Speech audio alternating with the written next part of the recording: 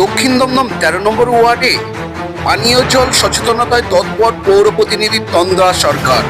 কি বলছেন পৌর প্রতিনিধি তন্দ্রা সরকার শুনে নেব। নজর রাখুন এবং দেখতে থাকুন Bangla news TV Kolkata report.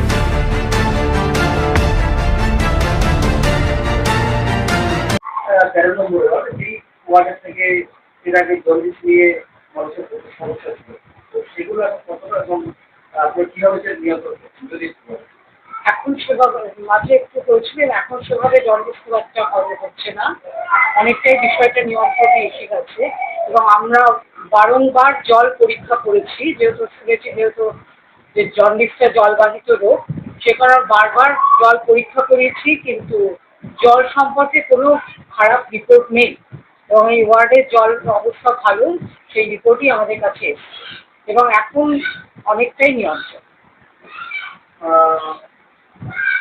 এটা হচ্ছে পৌরসভা কিংবা আপনি একজন পৌরমাতা, কিভাবে আপনারা এটাকে নিয়ন্ত্রণ করার চেষ্টা করছেন? আমরা আমাদের যারা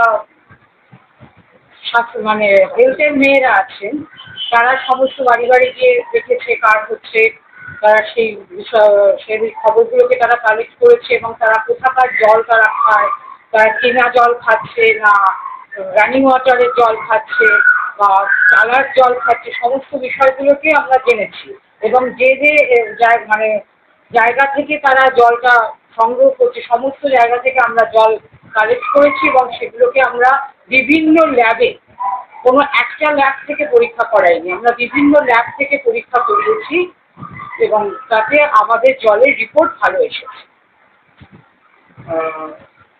কি বার্তা দিতে যারা আক্রান্ত হয়েছে কিংবা তাদের না, আমরা তাদের প্রত্যেকের উদ্দেশ্যেই বলছি যে বিশেষত দেখা যাচ্ছে যে একটু টিনেজারদের মধ্যেই এই জন্ডিসের প্রবণতাটা দেখা যাচ্ছে, তো আমরা তাদেরকে বলছি জলটা কিছুদিন ফুটিয়ে খাওয়ান, জলটা মানে কেনা জল খাওয়ান বা টালার জল খাওয়ান, যেটাই খাওয়ান জলটাকে ফুটিয়ে খাওয়াবার জন্য আমরা বলেছি। কেউ তখন অসুস্থ হয়ে পড়েন এমনি ধরা পড়ছে? হ্যাঁ, না সেরকম কিছু হয়নি, সবাই সুস্থ আছে, আমি ভালো আছি। তাহলে এখন কি পুরোপুরি মোটামুটি এখন নিয়ন্ত্রণের মধ্যেই আছে।